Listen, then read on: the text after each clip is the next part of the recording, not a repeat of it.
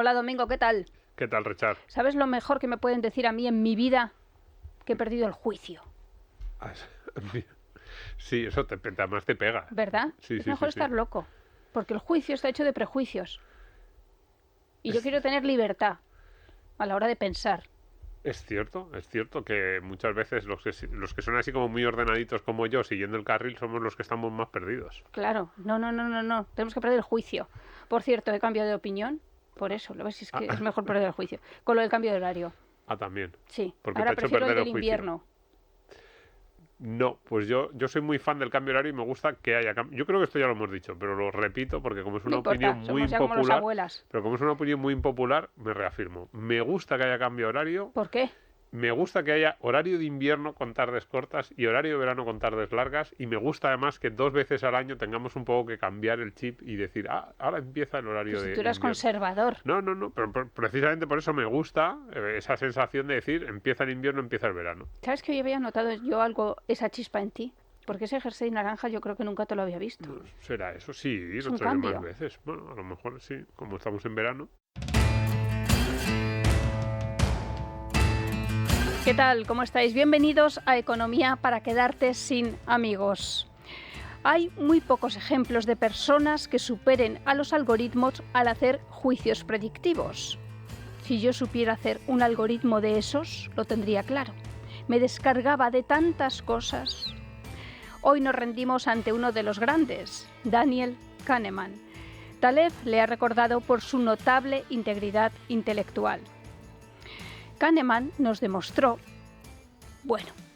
nos desbarató. Yo pienso, yo creo, cuidado. Escribió, una forma de hacer que las personas se crean falsedades es la repetición frecuente, porque la familiaridad no es fácilmente distinguible de la verdad. Y tu político o tu vendedor de cabecera lo sabe. Kahneman te llevó al núcleo del refrán.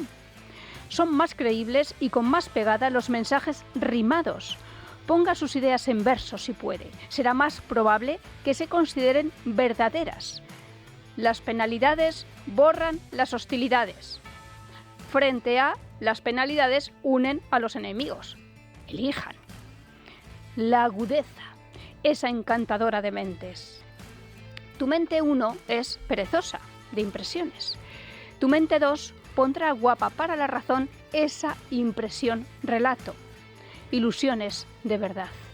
Escribió, impresiones que a menudo se introducen en sus creencias, en tus creencias, y determinan sus elecciones, sus actos.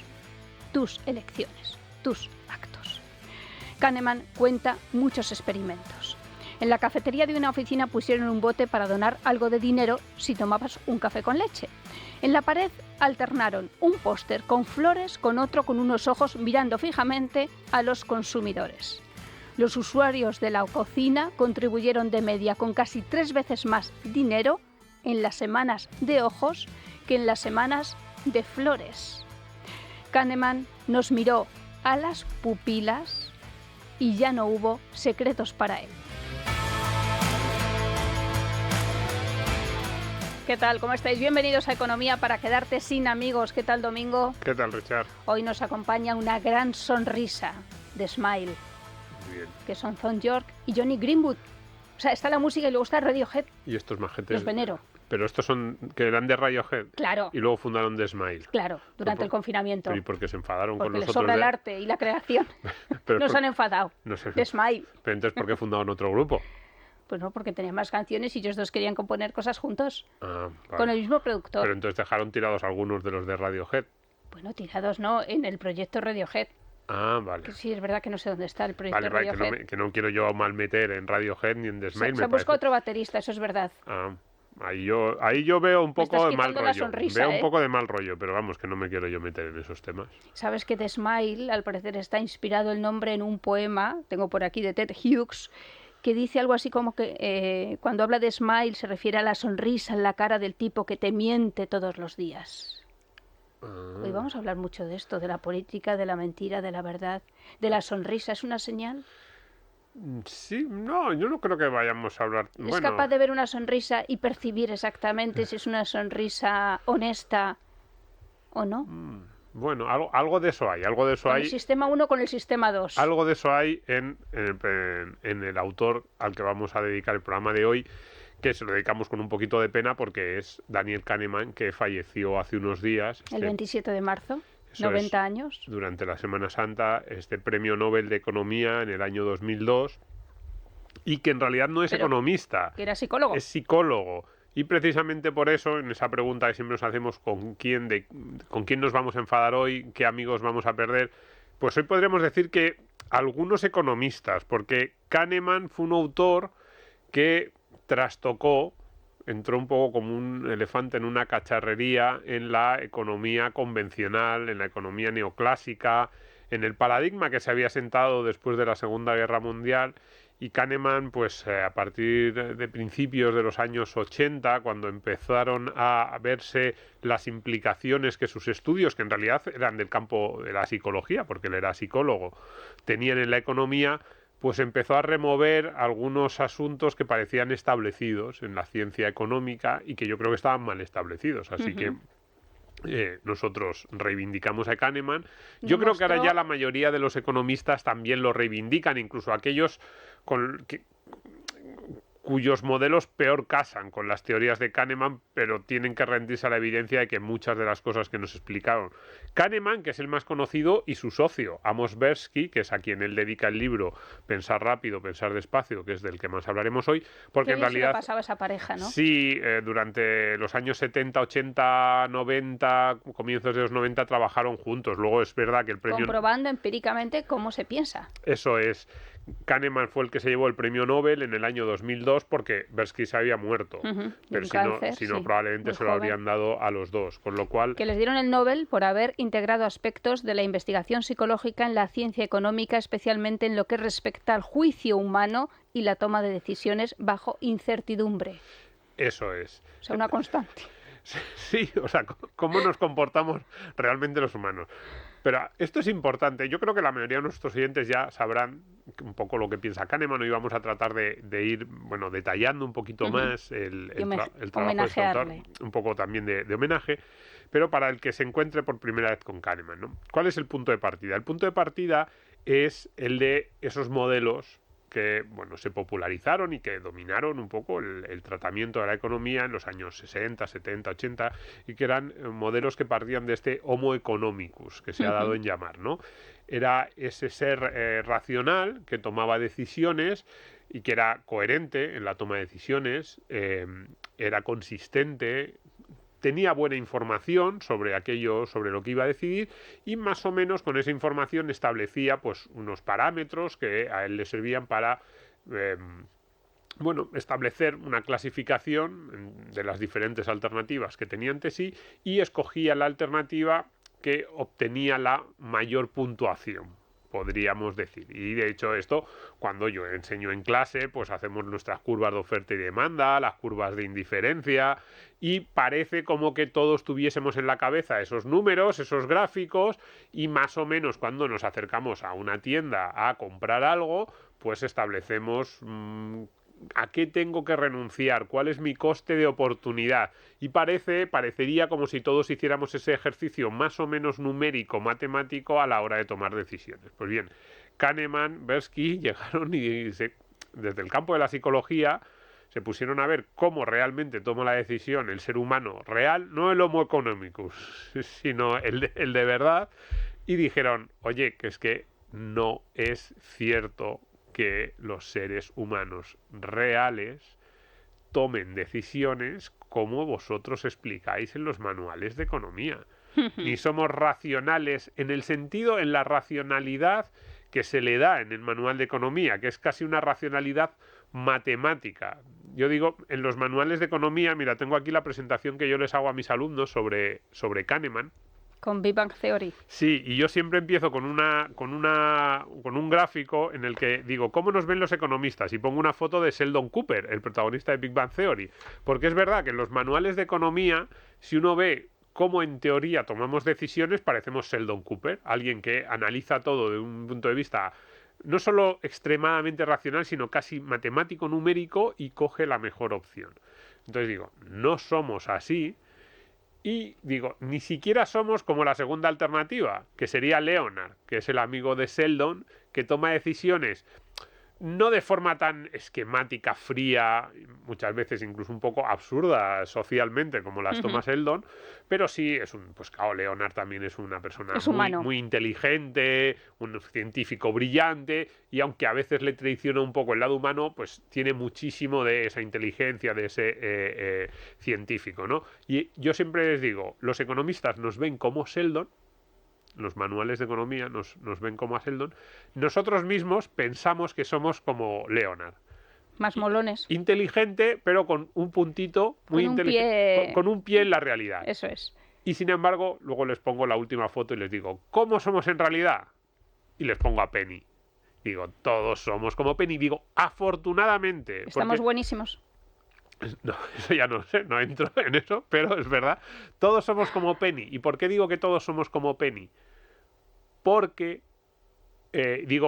porque en realidad pensamos mucho más como el personaje, pero digo, porque afortunadamente, y eso también está mucho en los libros de Kahneman, también está mucho en los libros de Taleb, del que hemos hablado aquí, y que se seguían mutuamente Kahneman y Taleb, digo que afortunadamente, porque en realidad el personaje más inteligente de la serie es Penny.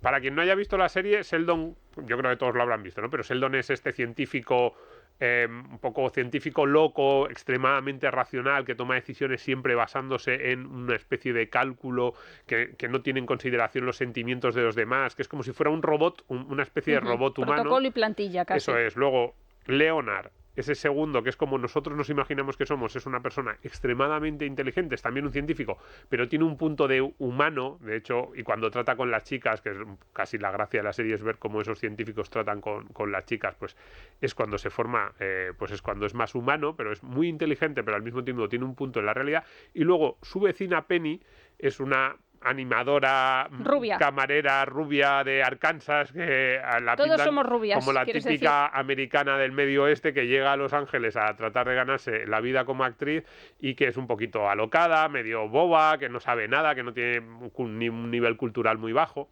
Pues bien, lo que yo digo es que los economistas nos ven como Sheldon, nosotros nos vemos como Leonard, en realidad somos como Penny, y afortunadamente, porque el personaje más inteligente de la serie es Penny.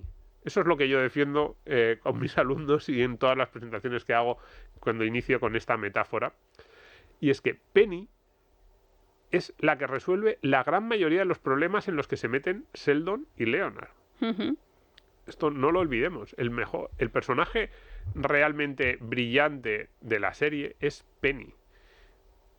Es verdad que no tiene mucha cultura, es verdad que a lo mejor haciendo operaciones matemáticas no es especialmente brillante, pero sin embargo conoce el contexto, analiza los problemas de manera mucho más profunda que Leonard y Sheldon. Y de hecho la serie, sobre todo las 2 o 3 primeras temporadas, son ellos metiéndose en líos y Penny resolviéndole los líos como una persona normal que conoce el mundo. Entonces, no minusvaloremos ese tipo de inteligencia, ni siquiera es práctica, es una mezcla de inteligencia social, de saber que hay muchas capas en el mundo, de saber que no todo se resuelve en base a ecuaciones o en base a formalismos matemáticos. Pues de todo eso, digamos, habló mucho Kahneman, escribió estos libros que tenemos aquí, Pensar rápido, pensar despacio, la obra porque es más conocida, porque en realidad es una especie de resumen de todos sus trabajos, de todos sus papers. Estás mirando a una cámara, ¿no? Sí, estoy mirando aquí a la cámara y enseñándoselo para los que nos ven en YouTube. Pensar rápido, pensar despacio. Un libro excepcional. Y además, yo creo que es muy entretenido, ¿eh? Aunque sea gordo, asusta un poco, pero es un libro muy entretenido. Luego, el libro que les popularizó, que en realidad no es suyo, que es un libro de Michael Lewis, que es este periodista de información económica que ha escrito libros fantásticos sobre la gran apuesta, sobre muchos asuntos de finanzas, es un periodista muy conocido, pues publicó un libro hace unos 10 años que se llamaba Deshaciendo errores, que era sobre la vida de Kahneman y Tversky, y es el libro que yo creo que más les popularizó ante el gran público, y es un libro excepcional, aunque no sea suyo, pero vienen muy bien explicadas sus enseñanzas. Y luego un último libro que tiene menos años, hace 3-4 años lo sacaron, que se llama Ruido, de Kahneman, Oliver Sibon y Cass Sunstein, que, bueno, trata algunos aspectos que no habían entrado en Pensar rápido y Pensar despacio, que también está muy bien. Un fallo en el juicio humano. Eso es, pues ahí se los dejamos a los que, como recomendación, los y los tres están muy bien. Y así, digamos, como introducción para los que estén diciendo, pero bueno, ya nos estás diciendo que somos más Penny, que no somos Leonard, que no, o sea, no somos Sheldon ni siquiera somos Leonard. ¿Qué quiere decir todo esto? Pues el ejemplo, para mí, más claro de lo que querían decir Kahneman y Tversky y de ese enfrentamiento entre el homo... El ser humano, el homo economicus y el ser humano real, es esta idea de que siempre más es mejor. Que esto aparece en todos los manuales de economía. A ti te dicen, te ofrezco comprar este ordenador por 1.000 euros. Y te dicen, muy bien, estás ahí dudando y dicen, venga, para quitarte la duda voy a hacer una cosa. A este ordenador le añado, pues no sé, un ratón. Y así hay más posibilidades con esa oferta de que tú digas que sí, ¿no? Pues bien, Kahneman nos dice, en uno de los ejemplos del libro, dice, en una serie de tiendas que tenían pues vajillas, decidieron añadir partes de vajillas que tenían algún tipo de defecto a las vajillas convencionales que estaban vendiendo. Es decir, dijeron, bueno, pues es un añadido. Es verdad que algunos platos tenían pequeños defectos, pero es más, es a más, no estamos cobrando. Y sin embargo, se hundían las ventas de las vajillas cuando le añadías ese regalo. ¿Por qué era eso? Porque el ser humano no analizaba, ahora tengo 24 platos nuevos y 12 rotos, cuando antes solo tenía 24 platos nuevos. Antes lo que veías era un lote impecable y ahora lo que veías era un lote en el que algunos platos tenían defectos. Te dicen, no, pero piénsalo racionalmente. Si los 24... tú cuando estás delante del mostrador no piensas racionalmente. Lo que piensas es, me apetece llevarme este lote de 24 platos por 200 euros o $200, o no me apetece llevarme el lote de 24 platos más los 8 o 10 que tenían pequeños defectos. Entonces la tienda, que lo había interpretado como una especie de extra para animar al comprador a llevarse las vajillas, y además, pues mira, te deshacías de stock que no te apetecía, de repente empezabas a no vender lo que antes sí que estabas más o menos vendiendo. Esta idea muy intuitiva de no siempre más es mejor. Y yo he puesto muchas veces ejemplos como este que voy a poner ahora, de si tú vas a cenar, por ejemplo, a casa de tus suegros por primera vez, imagínate que te dice, pues tú vas ahí con tu novio, que lo has conocido, tienes 25 años, vas a cenar a casa de tus suegros y sabes que a tus suegros les gusta el vino. Y dices, pues voy a llevar una botella de vino. Y que empiecen a beber cuanto antes. Bueno, no, pero ahí dices, hombre, que quedó bien. Y llevas una botella de vino de 25 euros, que está bien así. Pero imagínate que piensas, bueno, es que tampoco sé si a mi suegro le gusta este vino. No, voy a hacer otra cosa. Llegas y le dices a tu suegro, toma, 50 euros, cómprate el vino que quieras. A ver, en el modelo económico, eso debería ser mejor. Tu suegro debería estar más contento si tú le das 50 euros el primer día que le conoces que si le das una botella de vino de 25. Todos reaccionamos como tú. Dices, ¿cómo? ¿Qué me estás contando?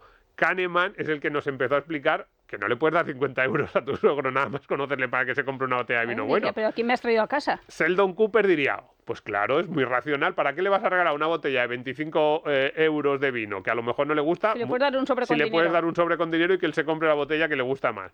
O, otro ejemplo todavía más políticamente... Si eres Coldo Ábalos, por lo mismo. Otro ejemplo todavía más políticamente incorrecto. Este sí me lo has oído alguna vez, Richard. A lo mejor hasta lo hemos dicho en este programa. Incluso a lo mejor te he escuchado. A ver. El de la cita. Un chico que ha quedado con ese chico universitario que ha quedado con una chica que le gusta y dice, pues esta chica le encanta el cine francés, le encanta la comida mexicana, así que me lo voy a llevar le voy a invitar a ir al cine, a un ciclo de pelis francesas que ponen ahí en los Renoir, y luego nos vamos a un mexicano del centro a cenar. Y entonces está ahí la chica, bueno, vale, venga, vamos a... Y entonces el chico dice, ¿qué puedo hacer para que la cita sea aún mejor? Claro, cuidado, en un manual de economía clásico dirías, oye, si le ofreces ir al cine, ir a cenar y 50 euros, es el trato perfecto. Yo siempre, además se lo pongo siempre a mis alumnos y claro, todos me miran, una mezcla de horrorizados y se ríen y digo... ¿Pero se lo das al principio o al final de la cita? Digo, sería la mejor manera de que esa chica nunca más te volviese a hablar en tu vida. Entonces, esto... Eso lo puedes meter en el bolso. A todos nos parece muy normal, todos sabemos lo que queremos decir y todos sabemos por qué la cita sería un auténtico desastre, y sin embargo en los modelos económicos clásicos entrarían en combustión, entrarían en colapso, porque el modelo económico clásico es: a la chica le gusta cenar un mexicano, sí; le gusta ir a ver películas francesas, sí; le gusta el dinero, sí. Pues la segunda oferta, con 50 euros, es mejor que la primera, si solo le dices que vamos a cenar ya a un mexicano. Y sin embargo, todos sabemos que la vida no funciona así. Pues de ese tipo de cosas de las que nos habla Kahneman, también Taleb, todo este tipo de pensadores, por eso nos gustan tanto, y por eso algunos economistas, pues sí, se sintieron un poco molestos cuando se empezaron a popularizar estas ideas.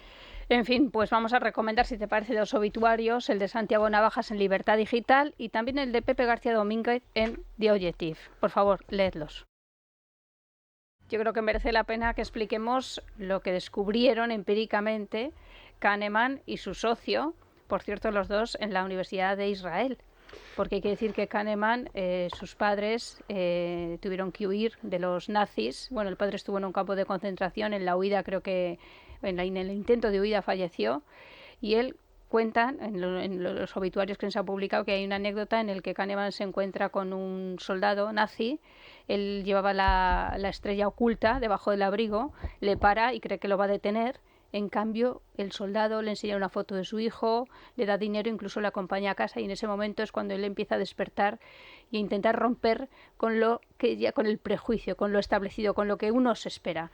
Porque al final la vida te sorprende, ¿no? No es todo tan cuadriculado.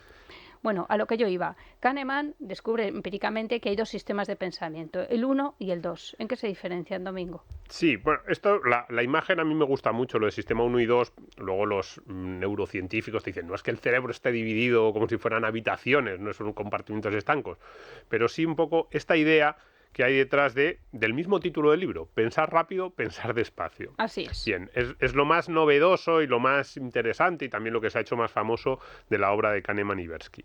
La idea es que, efectivamente, nosotros, digamos que tenemos dos formas de pensar, o dos maneras de pensar en función de cómo sea el problema que se nos plantea. El sistema 1, que es una manera de pensar intuitiva, rápida, sin esfuerzo, ¿no? La mía. La tuya, pues puede ser tú. Muchas de las cosas que me dices en el podcast, es verdad. Cuidado, esto lo voy a decir ahora. Es que yo me empeño en la intuición. Yo todos los días escucho el podcast después de publicado, para ver que no haya fallos, que te he ido bien. Sí, no, yo intento escuchar todos los capítulos. Y muchas de las cosas que tú dices cuando yo estoy hablando no me entero en directo, y luego cuando estoy escuchando el podcast digo, mira lo que me ha dicho Nuria. Digo, pues era imaginativo, le tenía que haber respondido. Pero ¿qué pasa? Que tú estás en el sistema 1 y yo estoy en el 2. Esto es así. ¿Qué es lo que hace el sistema 1? El sistema 1 percibe, por ejemplo, qué objeto está más lejos. O sea, tú no piensas racionalmente cuando vas con un coche en carretera si está más lejos la valla o el semáforo o la próxima calle en la que tienes que girar. Simplemente el cerebro te lo dice. Nos orienta hacia un sonido repentino. Por ejemplo, si yo te digo: dime un nombre de país, Estados, te sale Unidos sin tener que pensar, no tienes que ponerte a pensar ¿qué país del mundo se llama Estados algo? No, simplemente te sale Estados Unidos. Si yo te digo 2 más 2, igual, te sale un 4. Entender frases sencillas, no sé, detectar hostilidad en la voz. Si yo te digo algo con enfado, tú rápidamente lo detectas. Esto es lo que hace el sistema 1. Yo siempre pongo el ejemplo a mis alumnos en el teatro. Cuando tú entras a una tienda de pueblo, entras, hay varias personas esperando para comprar, y el pescadero, tú entras y ya percibes el ambiente que hay. Y ya casi puedes poner una etiqueta a cada persona. Esas cosas que se perciben sin saber por qué. Pues un poco por ahí va. Mientras que el sistema 2 lo que hace son las operaciones más complejas del cerebro. Son operaciones... de hecho, utilizo esta palabra, yo creo, aquí me traiciona un poco el subconsciente, porque lo primero que pensamos, el ejemplo clásico, es una operación matemática compleja. Si yo te he dicho antes 2 más 2, tú dices 4 de forma automática. Si yo te digo 28 por 64, ahí ya no puedes hacerlo de forma automática, tienes que pensarlo. Ya me gustaría.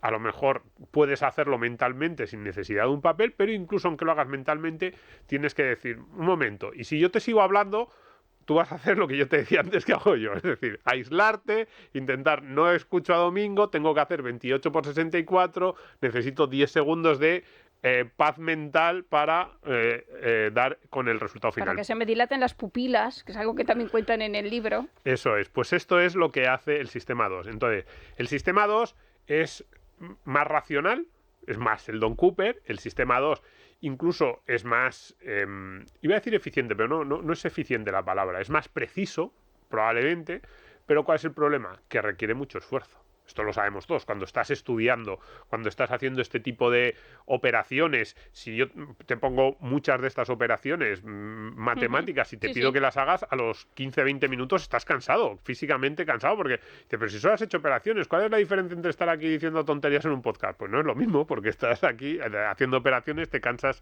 más, ¿no? Entonces, como el sistema 2 requiere de mucha energía, es cansado. Y que además le afecta, por ejemplo, tu estado emocional. Eso es. O tu desgaste emocional. Entonces intentamos en general tirar mucho más del sistema 1. El ser humano intenta buscar atajos, buscar maneras sencillas, menos costosas de responder a las preguntas que se nos hacen. Y además lo hacemos bastante bien. Entonces se nos da muy bien buscar atajos y se nos da bien contarnos historias. Porque el relato. Esto es importante. Cuando tenemos ante nosotros un problema, hay dos opciones. Uno es responder con el sistema 1 y otro es complicarnos un poco la vida con el sistema 2. Ya, pero la cosa es que tú contestas con el sistema 1 creyéndote que estás usando el 2. Eso es una de las grandes enseñanzas que nos dio Kahneman, por ejemplo. Nos dice, no, cuidado. Incluso cuando pensamos que estamos siendo racionales y estamos pensando de manera casi científica, en realidad estamos como mucho utilizando a veces el sistema 2 y rápidamente en el momento en que el sistema 2 nos da una pequeña pista, nos abre una rendijita, ya entra el sistema 1 rápidamente a decir ya lo he resuelto porque nos encanta volver al sistema 1, que es el que busca los atajos, el que nos da soluciones sencillas y el que además nos cuenta historias bastante coherentes. Eso también es importante, esa idea de que nos gusta contarnos historias que suenen bien. Esto que tú decías antes de entro en la pescadería y casi sé cómo es cada persona. Esto nos encanta hacerlo y luego a lo mejor estamos equivocados. A lo mejor ves a un tipo que parece muy serio. Yo todo el rato. Y eso de es que a primera vista ya sé cómo es alguien, yo no. O sea, mi juicio. Pero tú te la formas. Tú la idea te la formas y luego te das cuenta de que estabas equivocado. Claro. De hecho, un día contaré a todo el mundo qué primera impresión me causó cuando le conocí. Vais a flipar. Muy bien. ¿Pero buena o mala? Pues... no lo voy a contar. Vale. Entonces, pues esto marciana. Es un poco, digamos, impresión marciana, vamos. Esta es un poco la idea alrededor de la cual gira todo el trabajo de Kahneman y Tversky. La forma en la que el cerebro nos engaña porque está constantemente intentando hacernos pasar del sistema 2 al 1 y sin embargo todos nosotros pensamos en nosotros mismos como el sistema 2.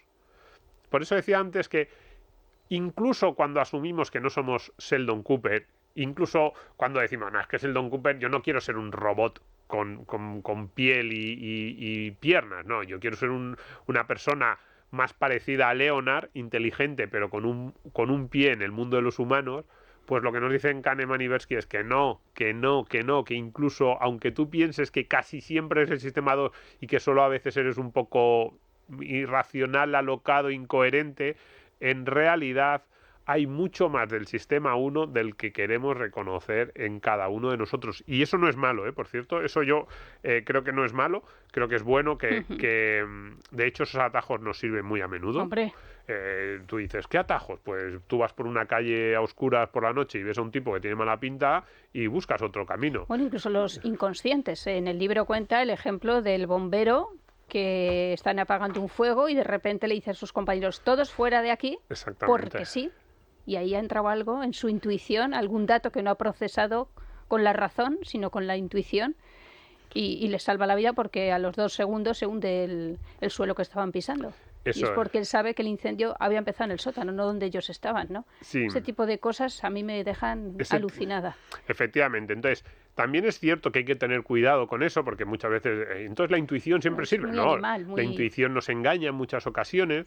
Es decir, el libro desmitifica todo, incluso las propias teorías que plantea el libro. Verdad. O sea, es lo que, digamos que yo creo que la enseñanza que podríamos obtener de Kahneman es que casi siempre somos racionales, es decir, el planteamiento que hacen, si queremos, los libros de economía clásica, de que somos racionales y usamos bien la información, pues casi siempre es cierto. Que los atajos, que los incentivos son buenos, que premian una conducta, también casi siempre es cierto. Sí, cuando le llevas 50 euros a tu suegro para que se compre vino, o si le pagas 50 euros a alguien porque te acompaña a una cita, ahí no, los incentivos no funcionan, es malo. A mí, una vez que me lo has contado, me los puedes dar. Bien. Quiero decir. Ahora ya sí. Me invitas ahora a comer y me das 50 euros y yo tan contentita. Pero en general no funcionan. Castigar una conducta suele tener como consecuencia que aquel al que estás castigando la haga menos, eso es verdad, pero hay momentos en los que eso falla. Entonces, digamos, hay que mantener un pie en cada lado quizás de cada uno de esos dos sistemas. Es decir, no pensemos que siempre nos equivocamos, que nuestro cerebro nos engaña constantemente, que los atajos del sistema 1 son siempre malos porque los llamamos atajos o porque pensamos que son muchas veces irracionales, casi inconscientes, casi intuitivos, ¿no? Eso no hace que sean siempre erróneos, no hace que siempre nos equivoquemos, aunque sí que es verdad que en ocasiones nos pueden llevar a error.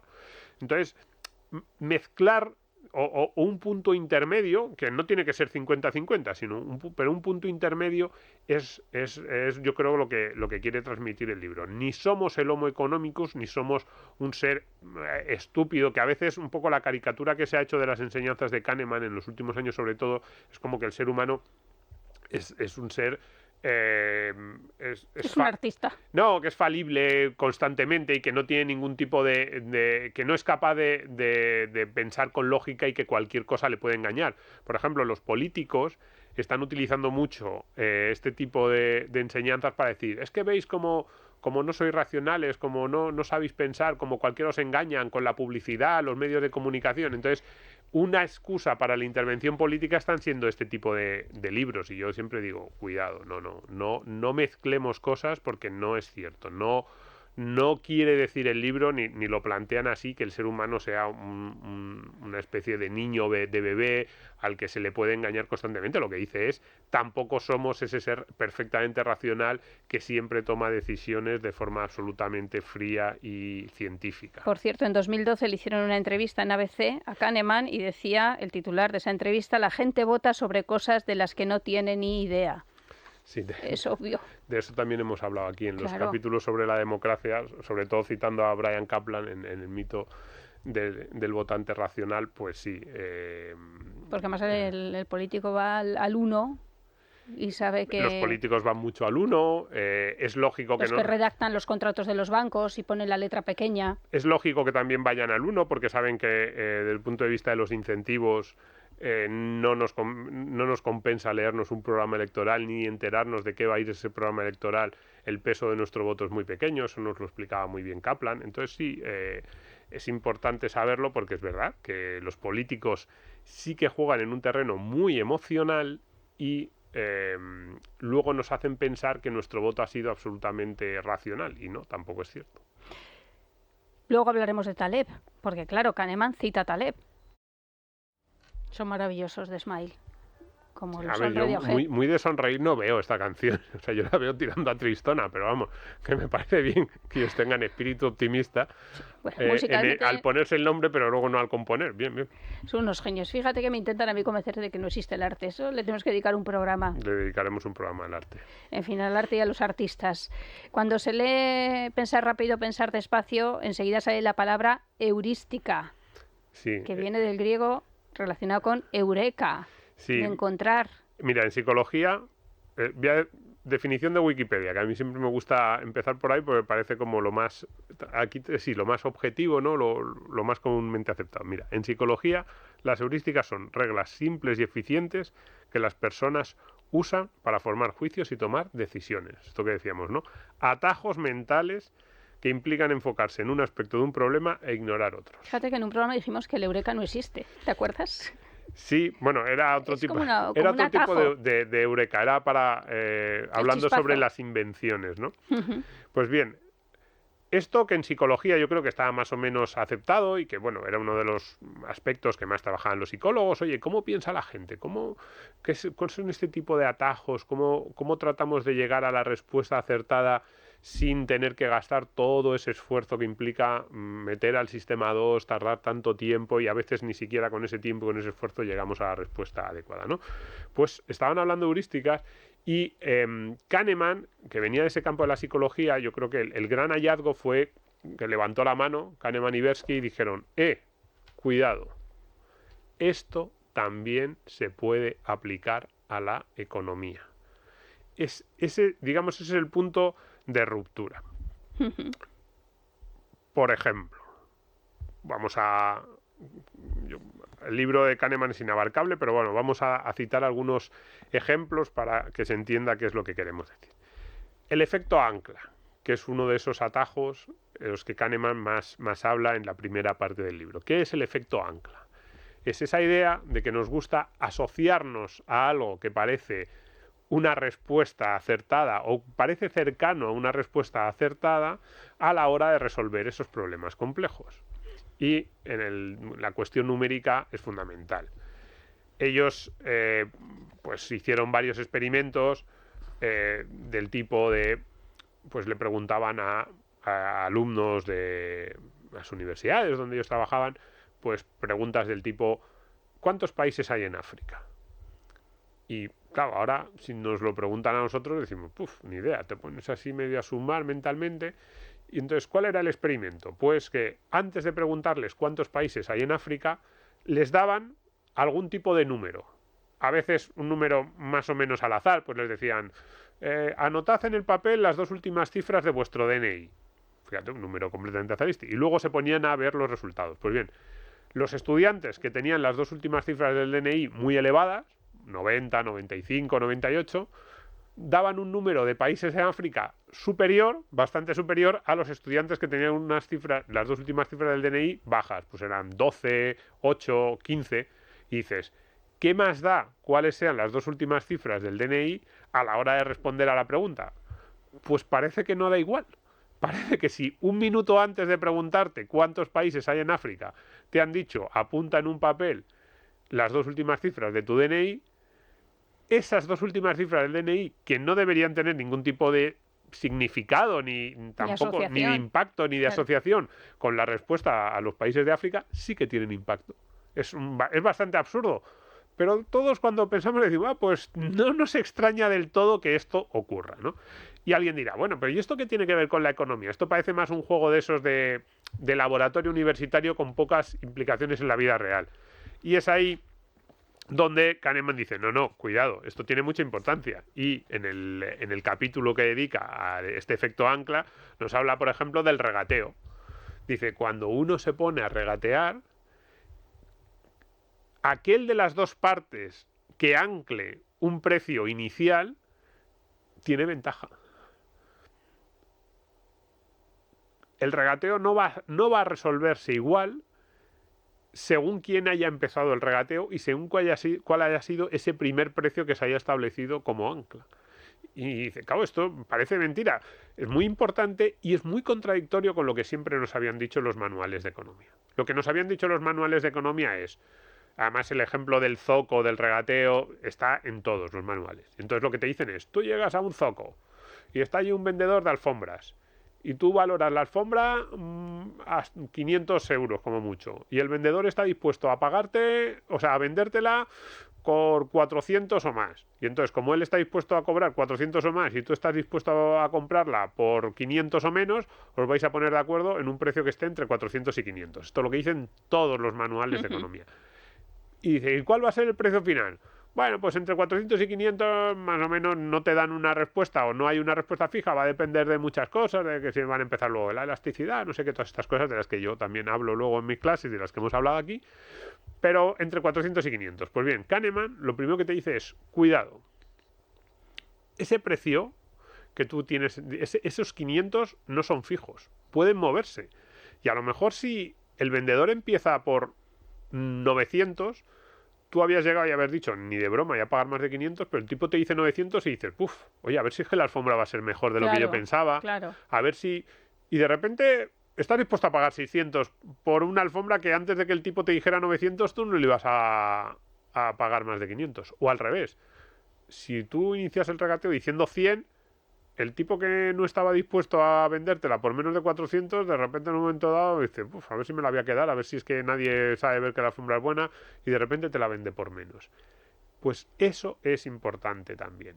Y esto sí que no estaba en ningún manual de economía, de hecho incluso ahora cuesta encontrarlo, esta idea de que todos tenemos una especie de precio de referencia para cualquier cosa, un coste también, que el coste de oportunidad de cada una de las cosas a las que renunciamos está fijado de antemano, y esto sí que lo destrozan por completo Kahneman, Tversky y todos los demás psicólogos y economistas que han ido estudiando cómo nos comportamos y dicen no es cierto.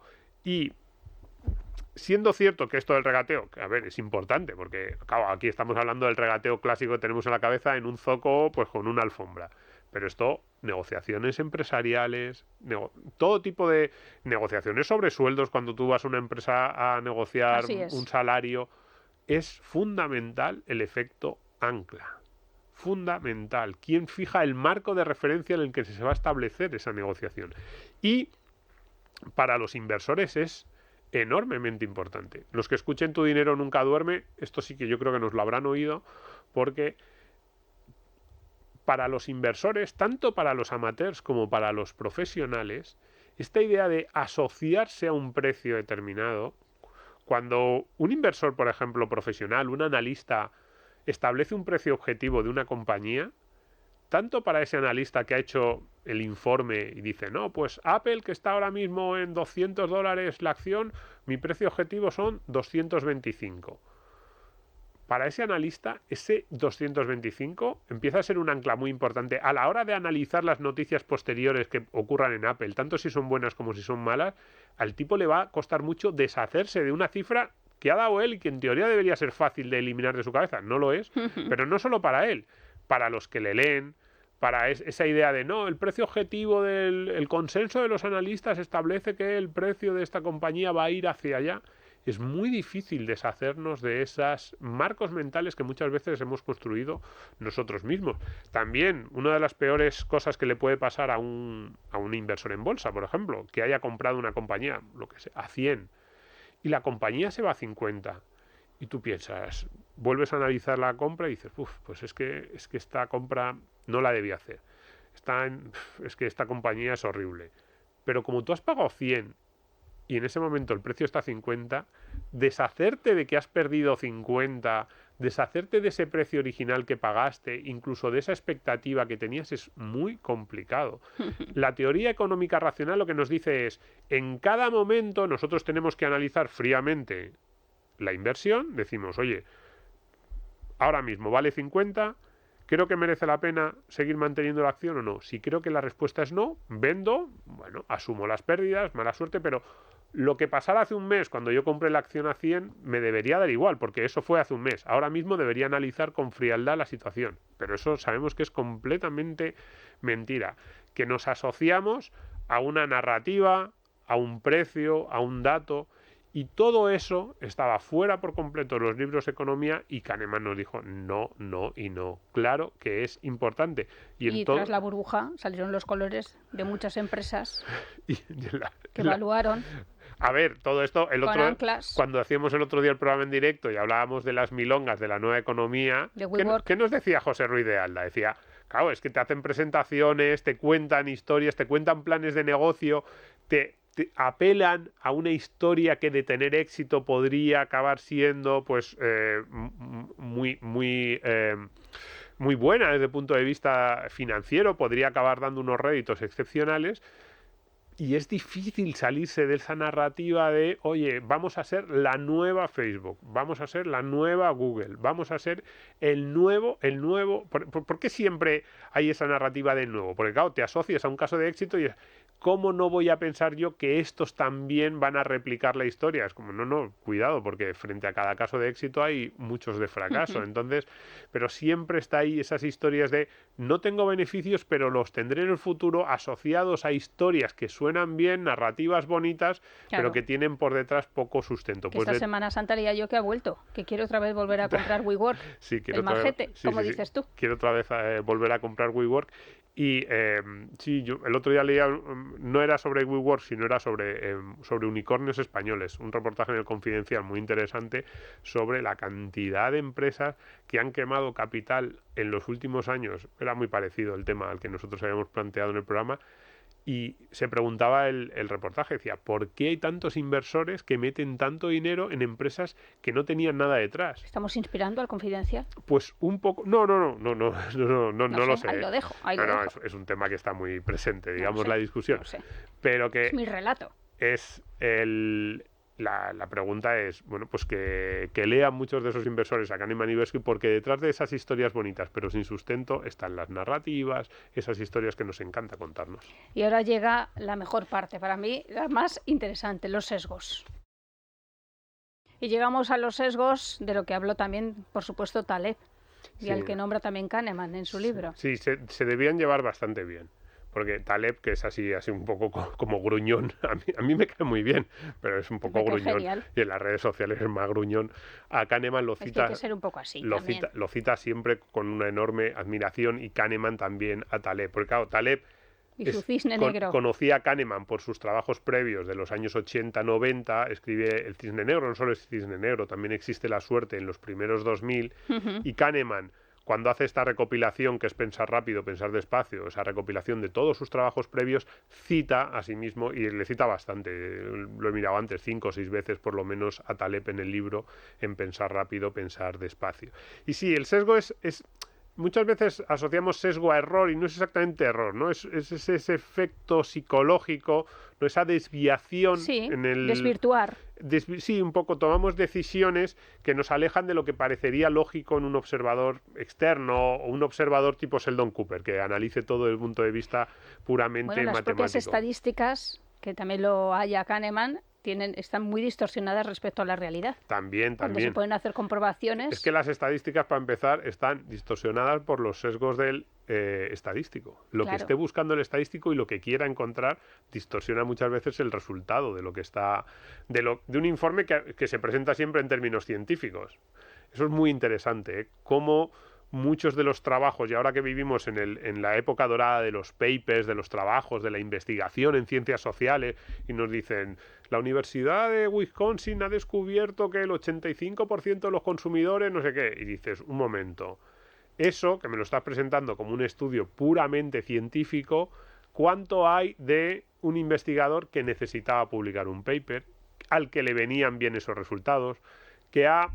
no sé si manipulado, pero sí que ha tensionado un poquito los datos. Y ha usado un lenguaje, y a lo mejor destaca ese 10%, la parte negativa, en vez de destacar el 90%, que es la parte positiva de lo que está estudiando. En ocasiones también.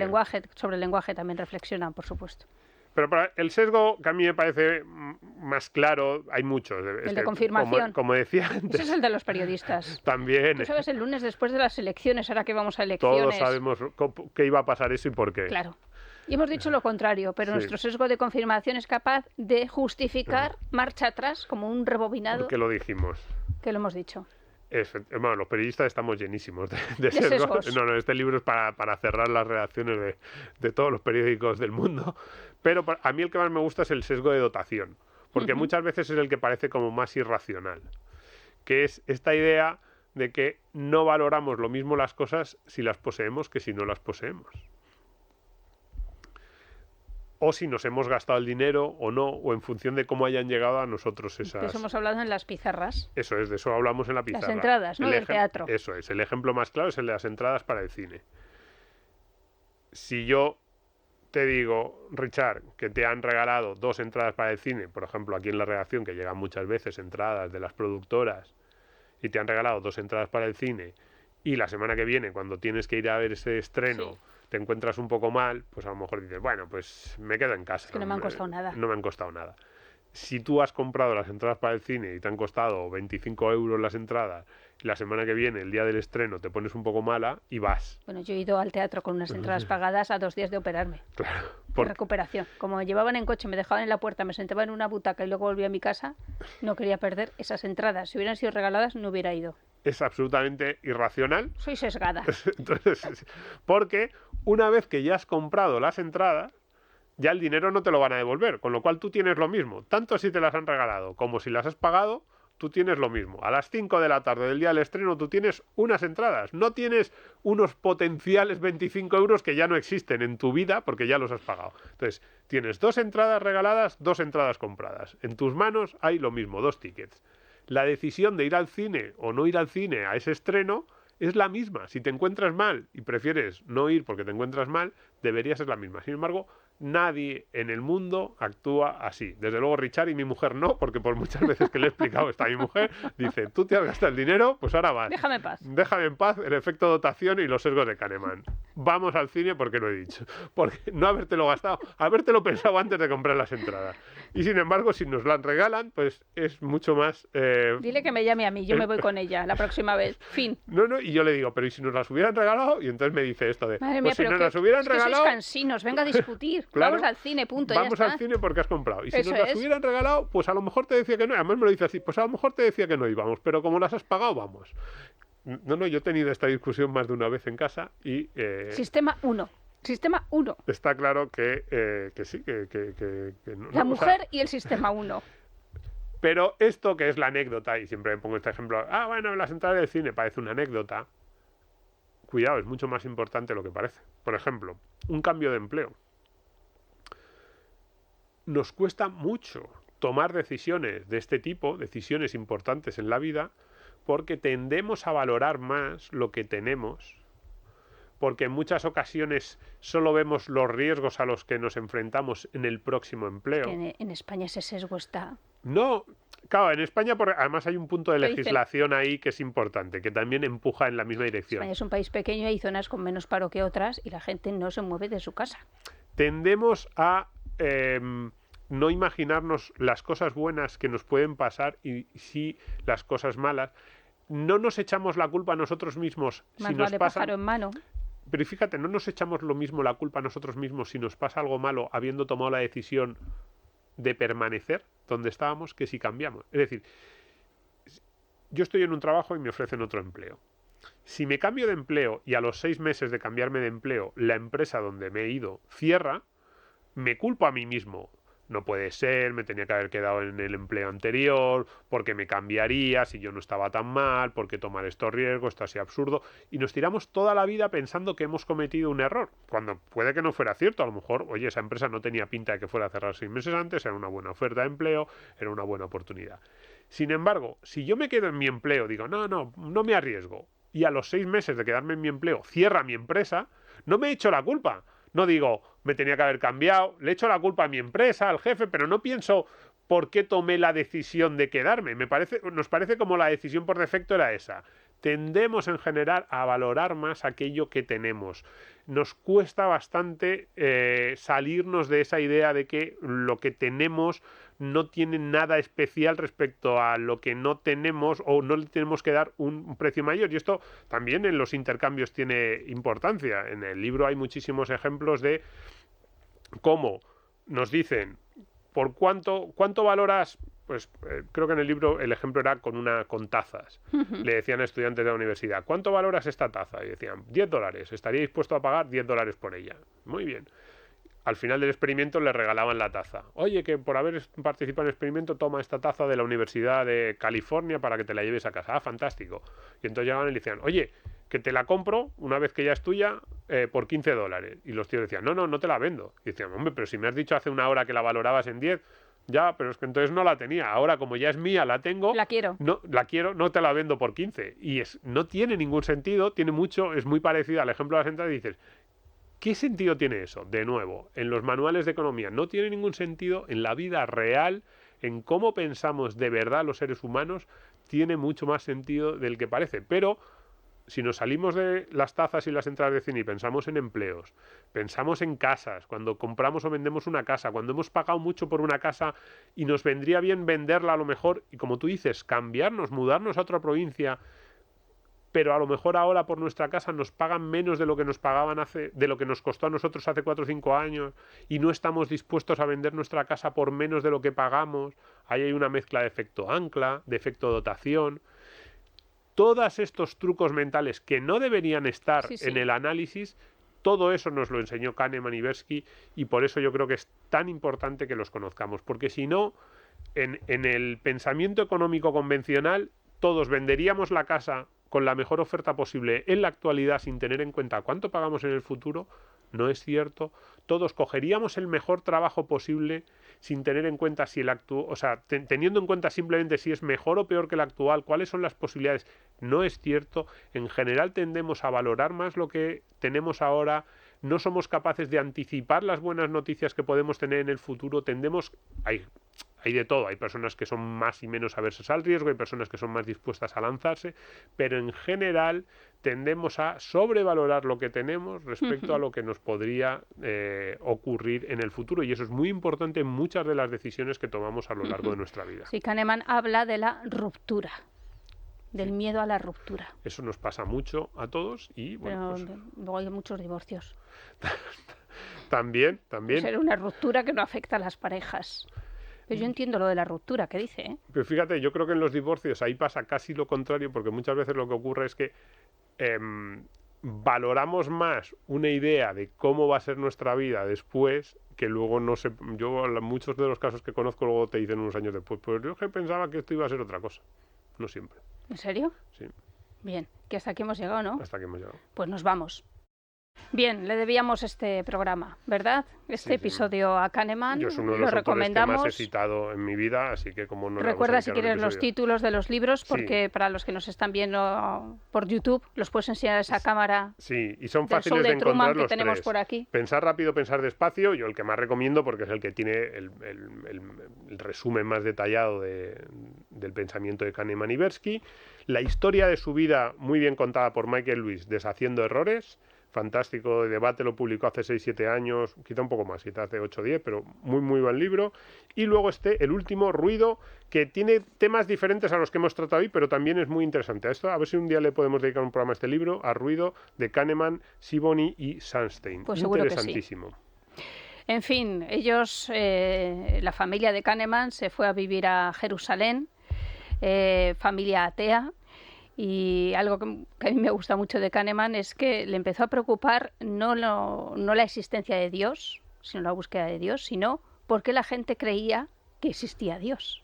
Sí. Es decir, otra reflexión sobre el pensamiento humano. En fin, entre lo de Pablo Malo y Kahneman estamos como muy desposeídos de todo, entre la genética y un pensamiento muy poquito racional. Bueno, es que el ser humano es así, pero a mí me gusta que sea así. Yo no quiero vivir en un mundo de robots. Nos amamos como somos. Yo no quiero vivir en un mundo de robots. Me gusta vivir en un mundo de gente imperfecta. Bueno, pues queda dicho.